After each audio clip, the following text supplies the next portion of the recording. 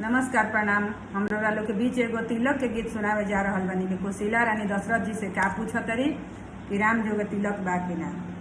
अरे खाड़ी कोशिला रानी तिलक निरेखे, ए खाड़ी कोशिला रानी तिलक निरेखेली, ई तिलक राम जोगे नाही तिलक राम जोगे नाही जी।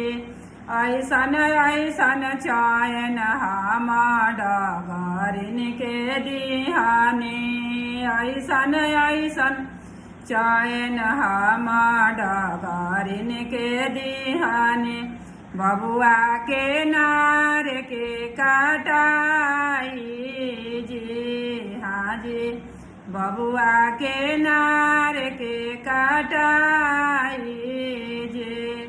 ऐसन ऐसन बरतन हम हाजमा के दिहाने, ऐसन ऐसन बरतन हम हाजमा के दिहाने, बबुआ के नोह के काटाई जी। ए जी, बबुआ के नोह के काटाई जी।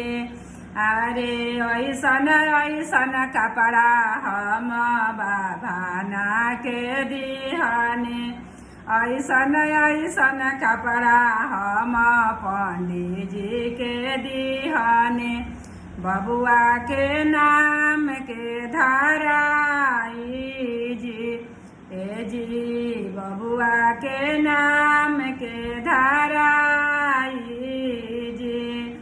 ए जी, बबुआ के नाम के धराई।